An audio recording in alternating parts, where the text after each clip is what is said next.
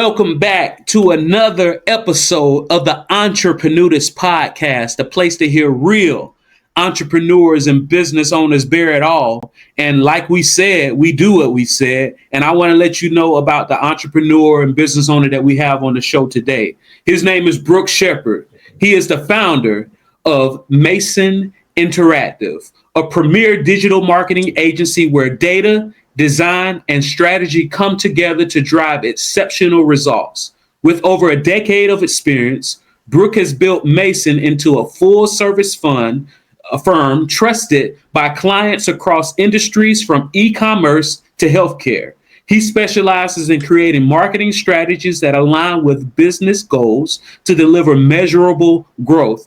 A thought leader on topics like AI and advertising, omnichannel strategies, and customer acquisition. Brook is a sought-after speaker and podcast guest who brings practical, engaging insights to marketers, founders, and business leaders alike. Please tell my audience, who are you and what do you do?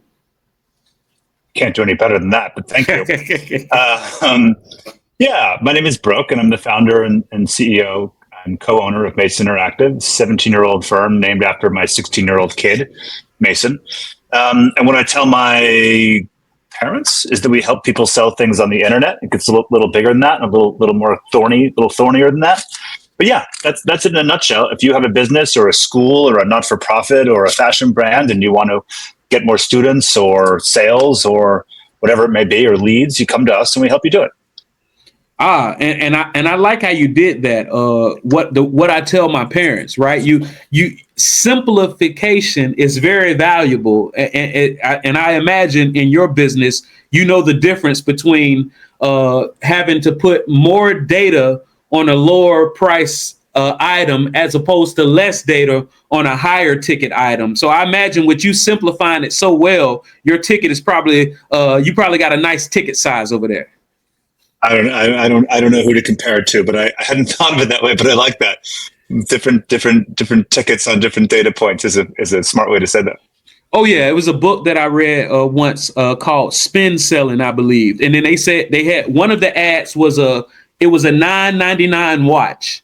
And on that $9.99 watch, all right, this is waterproof. This is this. It's 24 hours a day. It has a light. It has this. And then they had the other ad, which was for a Rolex. And it was just a Rolex sitting next to a champagne glass. That's it.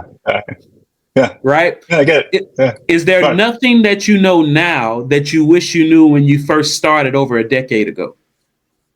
Well, I hope I've learned a lot in the intervening time. And I try to learn more from my failures, and I think I do learn more from my failures than my successes. But it's just everything's evolving so quickly. So the things that I came in knowing that were really important are not as important. I'll give you an example of that. When I started the agent, so my background is in Google as a Google marketer. Doesn't mean we're not experts in Instagram and podcasts and filming commercials, but I personally started in Google. And when I started this years ago, the difference between a really good Google account manager, like a hot stuff, can do anything, smarter than anyone Google account manager, and the average Google account manager might have been big. And now, the difference is not as big because of AI and different advances in the platforms and levers that Google's taken away from us to be able to do advertising. So the difference is still there, but it's not as big as it was. And so we've had to learn as an agency all new skill sets to drive value for our clients that go beyond just being a Google execution person. It used to be enough to be, I'm really good at Google. And that's not enough anymore. So we constantly have to learn and make ourselves better. That's not really direct. That's not the most direct answer I could give, but I'm trying. And I mean, that's, we always have to be learning and trying new things. Oh yeah, Agmandino, he says experience is comparable to fashion. What's workable one moment can be obsolete the next. And it seems like what you're saying is it used to be that all you had to do is say, I know how to input information. But with all of the different tools, it's not just about inputting information into Google. It's about that split difference. Because what they say, the difference between a horse that comes in the second place and then the grand champion is like a split second. But wouldn't you rather be the grand champion? Even though you're just based per your words, y'all are a notch above. Not 10 notches like you used to, but that a notch above, and that notch is significant. What would you say goes into that notch that differentiates your company from others? Well, a lot of it is experience in the process about doing it. We spent $1 billion of clients' budgets effectively. So we have processes and people and timelines that the average client can't see. We also see more across across the landscape of what's going on more than any one client could. Some clients will come to us and they'll say, well, I work with a private equity firm and we're one of the 12 investments they have in this fund, and they're sharing data. And I'll say, that's great. We've got data from 60 people. I don't say it quite like that, but we've got data across these 60 something clients. So we're able to look at really huge trends and see things that other people can't see. And then separately, differentiating ourselves from other agencies, we've made a real focus in the last 3 years to become a creative first agency. We've always had a graphic designer on staff. Most agencies of our size, independent, mid-size agencies, most of us have a graphic designer on staff. But we made a decision a few years ago to really invest and plant our flag in creative first, on top of the performance that we've always been known for, because that is what differentiates ad campaigns now from one another. It's not how a Meta campaign was run successfully 5 years ago. It might not be how it's run successfully 5 years from now. But right now, if you want to sell earbud cases on the internet, what's going to make you more successful as an advertiser is the creative that you're running. So that's one of the ways we stand out, is a really strong focus on creative. Oh yeah, you got to get people to stop scrolling, right? That thumb keeps moving. Are you working with a marketing company that not only understands the data and analytics, that not only specializes in Google, but specializes in making people stop their thumb from moving? Yeah. Absolutely. So how can a brand balance the creativity with analytics in their marketing strategy? Because I love that you are creative, but how do I have this company that, you make me laugh, but how do I balance that with the analytics in the marketing strategy? That's a big thing. Where are you located physically? Jacksonville, Florida. Oh, Jacksonville, Florida. What's the biggest radio show in the morning in Jacksonville, Florida? Probably the Steve Harvey Morning Show might be one of them. Wait a minute. Steve Harvey has a morning show in Jacksonville, Florida? Yeah. He does. I don't know. That's cool. Oh, no, I don't know if I'm waiting for the other shoe to drop. I know you got something coming, but it's syndicated. Now he doesn't live in Jacksonville, but they syndicate the morning syndicated shows around. Mm-hmm. The building that we're in, how do you balance these things? The building that we're in Brooklyn or New York City is that it's a city block wide. And most of the people in this building are either artists that they give good rent to be able to create and make the community lively, or it's agencies, or it's brands, like direct-to-consumer brands. That's who's in this building. And so we had someone come up from the 11th floor. We had someone come up from another floor a little while ago, and they said, I'm going to change the names and the dates a little bit, and I'm going to use the Steve Harvey Show. So They said, we started in 2015, and we were a small business, and we weren't making a lot of money. And by 2020, the height of COVID, we were doing $20 million a year in revenue, said this brand. And we were doing all of our advertising on the Steve Harvey Show. In fact, they were doing their advertising on Boomer and Geo, the sports talk radio station in New York City. But let's just say it was the Steve Harvey Show. We're doing all of our advertising on Steve Harvey. And we've gone from $0 to $20 million in revenue, which is a lot of revenue for a 5-year-old company. And then they said, well, what happened was, with all that money, we decided to hire some new data and analytics people. So we hired some people that really understand the sales funnel and last touch attribution marketing. And they told us to turn off Boomer and Geo. They told us to turn off Steve Harvey advertising because it wasn't driving any sales that we could measure. After all the sales come on our phones, on Instagram, or on Google. Mm-hmm. So when we started in 2015, all of our advertising was on the Steve Harvey Show. We got to $20 million. We hired some people that understood data. So they say, and we turned off the Steve Harvey show, and now we're a $5 million company from 20. Brooke, what do you think we should do? Hold on, let me send you my letter of engagement first, because the advice I'm about to give you blow your mind. Yeah. I said maybe you should turn. By the way, we did not get this client. I've told this story before because I didn't have a great answer, but I said maybe you should turn Steve Harvey back on. Like maybe that was the right thing. And they said, no, our data showed that no one was buying from that. And I said, well, of course no one was buying from that. You can't buy from the radio. That's not how it works. That's like you're judging it by the wrong criteria. It's like judging I like to say it's like judging a fish for how fast it climbs up a tree. Like it's not the right way to judge a fish.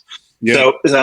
So that's a case where they didn't do a good job. And that business, I hope they recover and I hope they do really well. And they seem like nice people, but that's a case where they were looking at data the wrong way. And it wasn't a matter of what creative they had live in market. It was a matter of not looking at their data. I think that what we need to do is if you're in that case, is to reconceptualize and say to yourself, all right, I agree that in that case, Google is where I'm making all that money. That's where someone goes and Googles me and buys from me. But how did they discover me to Google me? Right? How do they know enough to go to Google and look me up and buy from me on Google? And the answer in that case was it was the radio, it was the Steve Harvey show, theoretically, or Boomer and Geo in reality. So but the return on investment, the ROI on the Steve Harvey show in this example would be very poor because no one's buying from the radio, right? But you need to be looking at all the data together to realize that that's just that top of the funnel advertising is just part of your endeavor. It's important, but it's not going to have the same metrics as Google's 10-to-1 return on investment because it's not supposed to. That's not what its job is. Its job is to introduce you to people. Does that make sense? Am I talking sense? Oh yeah, absolutely. Sounds like you're saying there are different parts of this funnel. You got that, what they call it, the tofu, the mofu, and the bofu. The radio was the top of funnel, and that maybe the Google marketing, would you consider that to be the middle or the bottom of the funnel? It can be anything. You can use Google for YouTube and do it very top of the funnel. In this case, this brand was using it as the bottom of the funnel, what you correctly called BOFU. But you can use Google for any part of the funnel. They were just using it for the very bottom. Yeah. So and that's very powerful, man. You definitely need customer feedback because I've heard not just when it comes to marketing, but a lot of things. Data can tell whatever story you want it to tell. In this instance, the data was saying, no, you're only getting customers this way. So pour money into it, not realizing that the reason why the customers were coming there was because they heard it on the radio so much. You are correct, sir. That is exactly right. Yeah, that's exactly right. And so part of our job is to say that to client. They weren't a client, but part of our job is to find nice ways to say that to client and talk to them about it. There's different ways to do it. You can talk about the idea of it. One way to talk about it is to say it's a logical impossibility to Google something if you don't know what it is. So another example would be, well, I'm doing Instagram advertising for my new shoe company, and it has a really bad return on investment, but Google has a good return on investment, so I'm going to turn off my Instagram advertising. And you could say, well, hold on, how are they Googling you? Like if you have some really cool name for a shoe company no one's ever heard of, if it were called, shoe, people could Google it. But if it has some specific name no one's ever heard of, you're going to have to introduce them to it. And so, to your point earlier, how do you look at that Instagram advertising or that radio advertising and say it's middle of the funnel or top of the funnel and look at all of it averaged together to realize it is actually driving your brand success later on? And so a lot of what we do is talk to clients about that exact topic. And another thing that I'm sure that you talk about is because, growing up, they always told us, especially if you're a business owner, to be unique, be yourself, don't follow the crowd. But as a marketing specialist, I'm imagining that you're the first person to tell this business owner, hey, this is trending. You need to follow this trend. So that said, what are some of the biggest trends that you have noticed that's shaping the digital marketing industry today? Fair. The thing that's and this, by the way, if this airs in a month, it might be out of date. But what's working right now for our clients that are profitably growing their advertising spend from $1,000 a month to $100,000 a month, and we have clients that are doing that, is they're focusing on the most content possible. And AI can help with that. And I know AI is a trend. AI can help if you take one video, AI can help turn it into 5 videos. If you take 5 videos, it can help turn it into 20 videos. And so you can push out a lot of content. The people that are doing the most increase in sales and digital advertising as small businesses now are the ones who are making the most creative with the most intelligence behind it. Not just mindlessly pumping out AI slop, but really thinking about, like, how do I leverage the tools I have to get myself in front of the most people? That means I need to get the most assets in market, and how and getting them in quickly and trying to think about them. One of the things we think about is the concept of a brand prison, because we'll talk to clients. I spoke to someone earlier today who's a very nice brand, and I hope we work with this company. But they're small and they're new, and they came in and they said, we understand, Brook, that you're telling us about we need more creative, but we need to make sure everything's in brand. We don't want to cheapen the brand. And I totally understand that as a business owner myself, but they're so concerned with their brand that they're not making creative that resonates with anyone in the marketplace. So they're in a brand prison of their own making, right? They can't grow their business because they're too consumed with being on brand, but no one's seeing their ads. So it's a moot point anyway. Yeah. Mm-hmm. Oh yeah.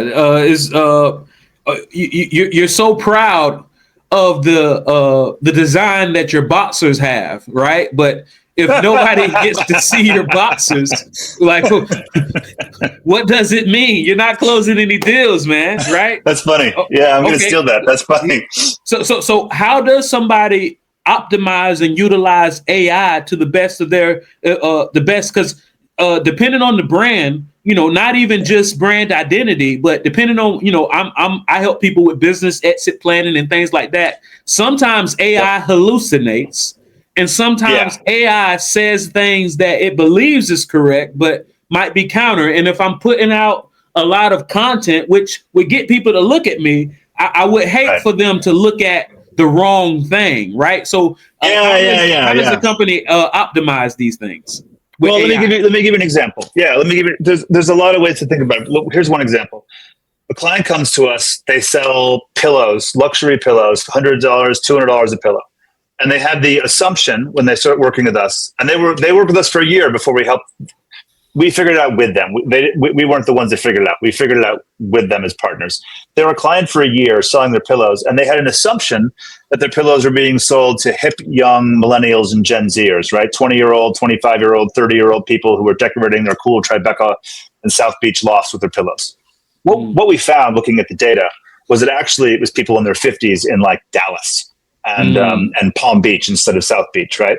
So you're from Florida, the difference. There's geographically they're close, but there's a cultural difference between South Beach and Palm Beach, right? One of them is older and a little more. Yeah.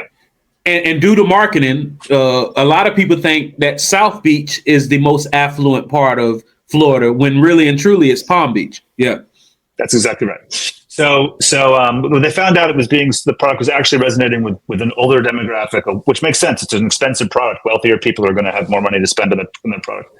So what we did is we hired a series of actors to act like influencers, and to present as though they were casual people doing influencers. We used really good cameras, really high quality cameras. We actually keep an iPhone 10 around. For doing video because it looks more authentic in some cases. So it's more pixelated. The aspect ratio is different. We did that alongside HD cameras, right, with professional photo shoots. But so what we did was we took a bunch of shots of our models that purported to be influencers. Doesn't really matter. They're just models acting casually. And then we had them record voiceovers. And with their permission, we were able to use AI. Once we recorded them with their rights signed, with their rights taken care of, everything's above board, to use AI to recreate different taglines that the actors we could use AI to recreate the actors' taglines to write new taglines for them, right? And this was all above board and signed off on. So we record the actor speaking for 30 seconds or a minute, and then we're able to use AI to generate hundreds of taglines. It could be buy one, get one free. It could be 10% off your next order. It could be free shipping plus $9.99, whatever, right? We don't have to sit there and work through it. we can actually just use AI once we've cleared the rights with this person, the usage rights, and we've gotten the permission. We can make hundreds and hundreds of variations of the ad to go out to see what works best. So that to me is a good use of AI in advertising, is to say, like, I'm gonna not keep this poor actor here forever. I'm still gonna compensate them for the rights to their audio likeness, but to be able to generate more. Like, we couldn't have written the script that we could not have written the script that we ended up writing for that actor until we had ads in market for 2 months and we could see what was resonating to make different variations of it. So that to me was a good use of AI. But I'm with you on the hallucinating. Like, you have to be very careful using it for business plans or for really analyzing data too much, because occasionally, yes, it absolutely just makes things up. And yes. Oh yeah, what I like to refer to AI as is a sourdough starter, right? You ever heard like because and keep in mind, I don't know the full process, right? But I know that if you want sourdough bread, you have to first start with a sourdough starter. And in order to get this sourdough starter, it takes a lot of attention to detail. You have to be very meticulous to get this sourdough starter together. But once you have the sourdough starter, the possibilities are limitless, and it's relatively simple from there. I like to treat AI like a sourdough starter. You're not just going to eat the sourdough with a spoon. No, there's still another step that must be taken, but it's better than starting with nothing. That's smart. A woman I work with, the head of our SEO team, Jenna, who I've had the pleasure of knowing for many years. Jenna says it's AI is like mansplaining, supremely confident and often incorrect. So I like yours too, though. Exactly. I like that. That's a good one. I'm going to borrow that one as well. So besides, learning to listen to the people in your office and explaining what mansplaining is, which I think I might agree with that definition, is there nothing else that you've learned from growing your company from then to today? I learned a lot. I hope I've learned a lot. It's constant reinvention. It's constant aggression in a soft way. You have to constantly listen to the people around you and realize that many of them know a lot more than you. I might have a different perspective. I think it's very normal in an organization for sales and marketing to quarrel, right? We work with a lot of schools, and the admissions counselors will say some version of, well, the marketing team gave us bad leads. And the marketing team will say some version of, well, the admissions counselors can't close the leads. That's like a very normal thing to have happen in life, and it happens in marketing and sales organizations everywhere. So I see at my company, I'm the only one who looks at, well, the board does too, but I'm the one who looks most at the different pieces that are there and trying to resolve conflicts and deal with the personalities that are there. But it's a constantly moving target. We started the business 17 years ago with an entirely different thesis. And if we'd stuck with that thesis, we would have been out of business. So you have to be always looking a couple of steps ahead. One of the things that might be a useful construct is when I think, so 35 people, 16, 17 years old, what I think about is this, right? I'm the CEO. I should be thinking about next month and next year. I should be thinking about the next quarter and next year. That's what I should be focused. Doesn't mean I can't be involved in the here and now and pulled into a forest fire and emergency for today, but I should be thinking about next quarter and next year. Mm-hmm. The vice president should be thinking about next quarter, and they can think about next year a little bit, but they should be focused on next quarter and next month. And the director should be focused on next month and next week. And the account manager should be focused on next week and this week. And the analyst should be thinking about today, right? Like, we all have to have and that's not being negative about anyone in that food chain, but we all have to have a different perspective on where we are. And when we were a 4-person agency, I could be thinking about today, tomorrow, next week, and maybe not next year. Once you get to 20 people, you can begin to think about next year. And at 35 or 40 people, I can try to spend most of my time thinking about it. So that's a big thing I've had to learn, was like the rejiggering of priorities and timelines as I've been in business. Because the skills that I had to run a 4-person startup are not the same. It's not the same skills you need at 35 or 40 people. Oh, yeah, absolutely. And I like how you did that from each tier on what the things that you need to be thinking about. Because, it's especially as the founder, this CEO and founder, is easy to get caught into the day-to-day, when really and truly you're supposed to be looking toward the future for everybody's benefit. If you're only looking at what's right in front of you, you might not be able to protect against something catastrophic that had you been allowed to focus on the quarter in the year that you would have seen. That is the goal.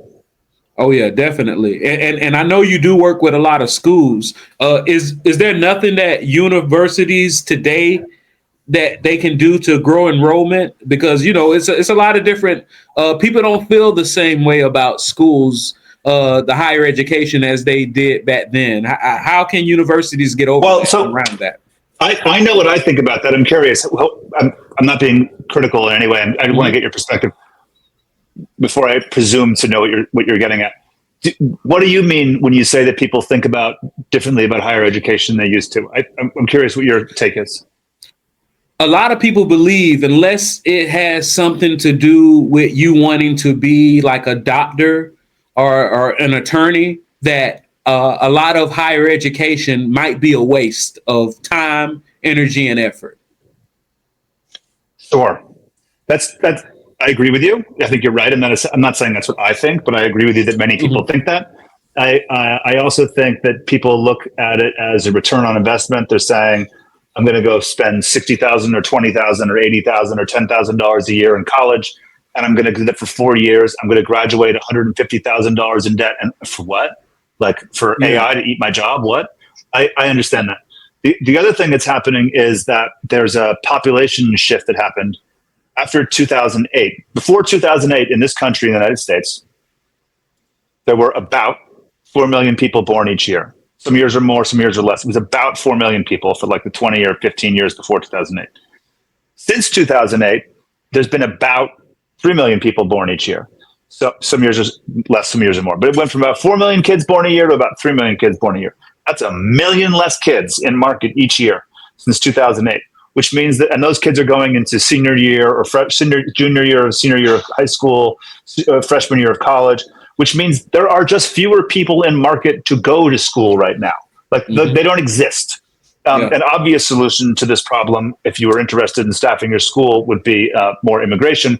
But the current political climate, that seems like maybe not the thing that's going to be driving the most success for institutions. So let's take that off the table. There are just many millions of children fewer now than there were before. And then you add on to that your very astute point that they are looking at the return on investment or the lack of effort or desire to go do it. And schools are in a hard spot. I wouldn't be worried if I were Stanford or if I were like a top tier school. I wouldn't be worried if I were a community college. I'd be very worried if I were a middle of the road college, if I were a C+ liberal arts college somewhere in the middle of the country or New Jersey or New York, wherever.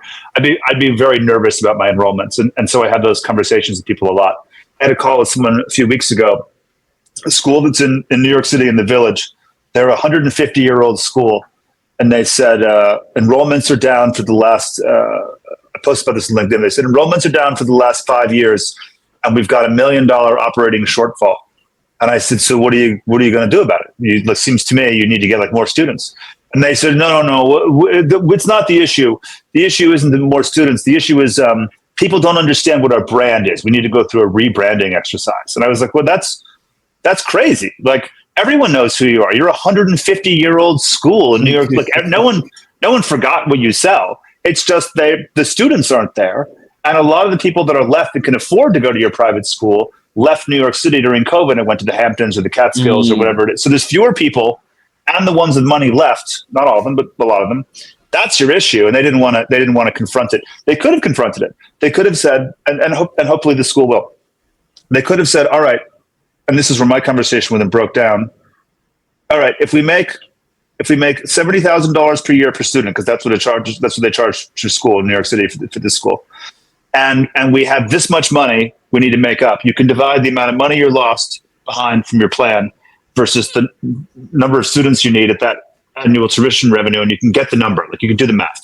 And they need something like 14 students to make up their numbers. And you say, okay, so I can get you a new student. We can advertise. We can do this. We can get you a new student. It's going to cost us about $5,000 to get you a new student. Some are going to come in cheaper at 2. Some are going to cost more at 10. But our advertising, based on our benchmarks, is going to cost you around $5,000 to get a student. And they said, "Are you crazy? The board will never allow us to spend $5,000 in a student." I said, who's crazy in this conversation? You're telling me that you wouldn't spend $5,000 to get a kid that pays you $70,000 a year for high school for 4 years? If I could turn $5,000 into 4 times $70,000, I'd be doing it like every day. But I've talked a lot in this conversation so far about some mistakes I made, and that was another one. I could have spoken more eloquently with the client about that. Instead, I've served in the board of private schools in New York City. I was just incredulous in this conversation that they view their advertising as a cost and something to be avoided, as opposed to a benefit to get them more students to drive their business forward. And I found that to be interesting. Oh, yeah. I imagine that somebody in your role, you're the first person, because, everybody hears the term ROI, return on investment. But I imagine a lot of conversations you have with people, you're probably the first person that asks them how much is the lifetime value of one customer.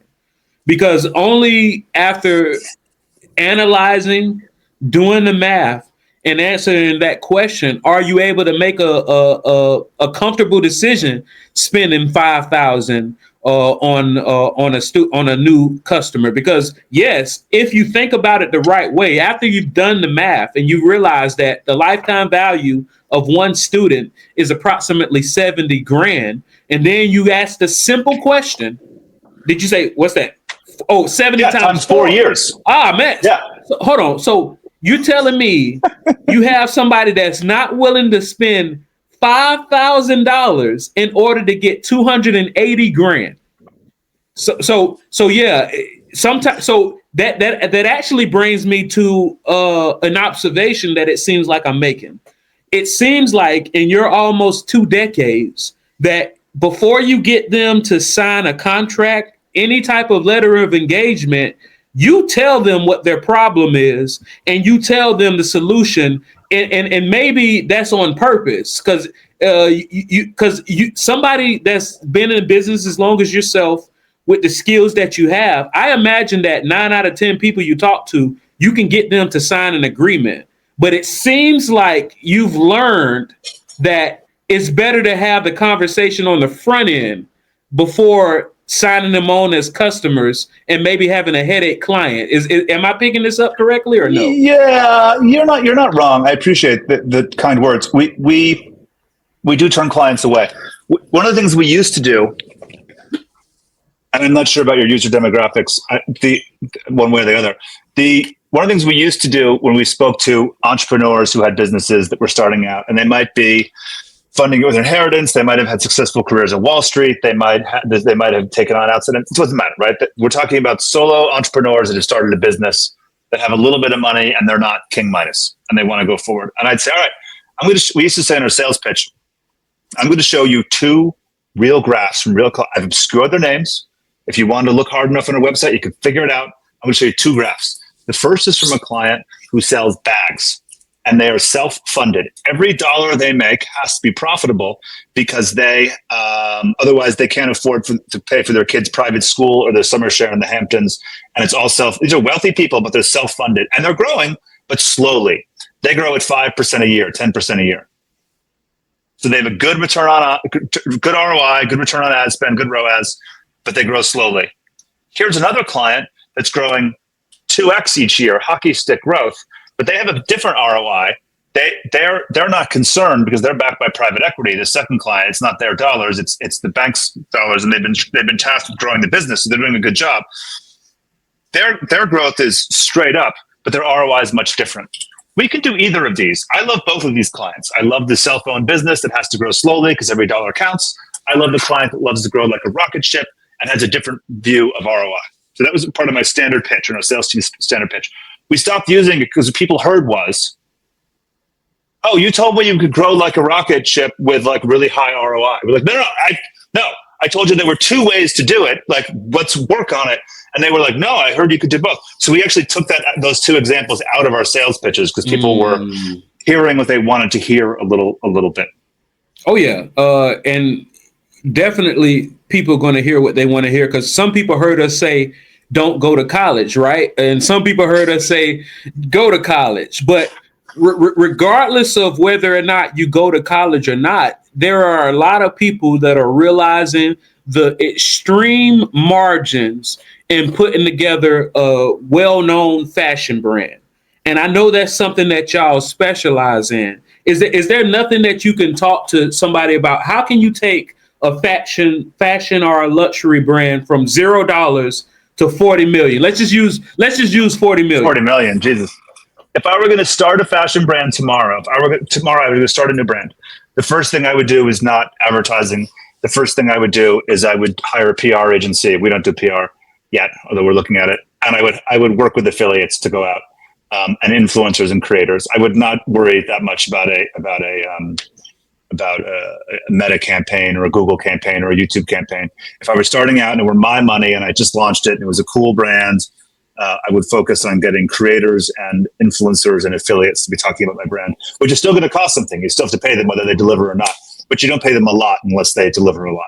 And so that would be my first piece of advice for someone is don't think that there's a magical button on Google that can make you go to the sky. It's funny, if you ever look at, before you go public, you have to file what's called an S1 form, and you may know this, and your listeners may know this. You have to file an S1 form, and an S1 form says to the Securities and Exchange Commission, here is how we got to the point we're at. Here's what it cost us to acquire a new customer. Here's what we're going to do. If you lie on an S1 form with the Securities and Exchange Commission, you will go to jail for fraud, like for securities fraud. So I assume there's some wiggle room and there's some fluff in there, but basically it has to be truthful or you're going to go to jail because you'll have defrauded the American investors. So if you look at an S1 for a company, it's really instructive to look at them over time. If you look at like Figs, the fashion brand that works just with doctors and nurses, you look at their S1 form, it talks about the amount of money they spend on Instagram for ads and what kind of return on investment they get. And I've had clients say to me, well, Figs had a 5-to-1 ROI. Why can't you? And I'll say, well, because that was 10 years ago. Like it was a whole different ecosystem. So you have to look at the facts, but you also have to be processing how the market has changed since someone like Figs went public 10 years ago and what their S1 says to the Securities and Exchange Commission, and be aware of the fact that we were in a fluid and dynamic environment. So, all right. So one last question for you, because you mentioned the influences, and thank you for that, because somebody, say, all right, I have this company, we're a hammer and everything looks like a nail. And yeah, go ahead and hire us and we'll hire the influencers. But it sounds like what you're saying is depending on where they're at, you might say, go to them first before you spend money with us. That said, is there not like a specific place or website or somewhere in your experience that you recommend if somebody is in the phase of just looking for influencers, that maybe they don't need a Brook Shepard yet, but they just need influencers? Is there no recommendation of where somebody should go to find influencers of all price ranges? Yeah, the first place you go is to Rakuten, Rakuten. The second place you'd go is a company called Impact. These companies exist, and they're a good place to find. You can sort by the size of influencers, nano influencers with less than 10,000 people here, celebrities with millions and millions of followers over here, everyone in between. You can go to these platforms. Most of them will charge you to access the platform and do a lot of work, but you can log on and create an account and do that. I said that the other day to someone. Someone the other day came to us and they said, I've seen a lot of the clients you work with. I make handmade scarves. They're really beautiful. I've made 1,000 of them. So I've got inventory. They've been selling at, I figured out my price point. I've been selling at local farmers markets, so I know what the market will bear. I tried them at this price, didn't sell. Tried them at this price, sold too fast. Came to the middle price to sell just right, Goldilocks price. And I want to hire you to help us sell more. And he was a nice guy. We said, you shouldn't hire us. That's not what you need. What you need is to get your hands in the product of more influencers to get your product out there at your price point. And once you've done that and you've sold through your first order, come back and talk to us. We'll talk to you some more. But I don't need his money, and he'll be more effective if he just deals with influencers directly through a platform like Impact. Man, that's powerful. It seems like in one of the most important things that you've learned in almost 2 decades is who not is your preferred customer, which that benefits not just you and your company, but also the person. And a lot of people value that. A lot of things that I tell people when the people that I'm working with, I work with a lot of engineers, and engineers ask questions that I could never have thought of. Like they ask questions that it's no way that, they might look at a particular decimal in one of the illustrations that I put together for them, and they'd be like, well, how did they get that? And nobody has never asked me what this page means. So that means I've never studied what this page means. And now because they asked me, now all of a sudden I just got smarter, right? So that said, I understand the value of knowing exactly who your customer is. And then I also understand the value of maybe that engineer that wants somebody to explain everything in minute details may or may not be my customer. And it seems like you guys have gotten there and you realize, all right, in order for us to be the most helpful, let me tell you what I see immediately. And if you agree or disagree, we might work together, we might not. And even if we don't work together, I'll tell you who to talk to. Yeah. Also, it's more about karma than that. Like I don't need people to go around the internet saying that they talked to Brook and it was bad. You know, like I don't need that. So like I'd much rather have someone. I'd much rather have someone be my friend for the next 10 years at a lower velocity and a different level than lie to someone and tell them I can fix their problems and then not fix the problem. Someone else is going to lie to them. I don't need to be the person that lies to them. So it's really more about karma than anything else. And absolutely. And I learned from somebody else that's in your field. There's only so much that a marketing company can do if the fulfillment isn't there. If the fulfillment isn't there, even a marketing company, we need to make sure that our fulfillment is up to par, because we can run the best ads, we can connect you with the best influencers. If you're not fulfilling and the testimonials and the referrals aren't lining up with the marketing that we're doing, it's only so much that we can do. Brook, is there anything that I should have asked you that I did not? No, I love being interviewed by new people. I loved your vibe and I loved your questions, and I'm totally going to steal some things from you. I appreciate when I learn things from the people that I speak to. Thank you for your time. Yeah, man, and don't be showing your boxes to everybody, man. It's one of those things where you gotta work up to that, man. You gotta get them at the top of the funnel first before you start talking about both foods, okay? But thank you so much, Brook. Please tell people one more time who you are and how they can get in touch.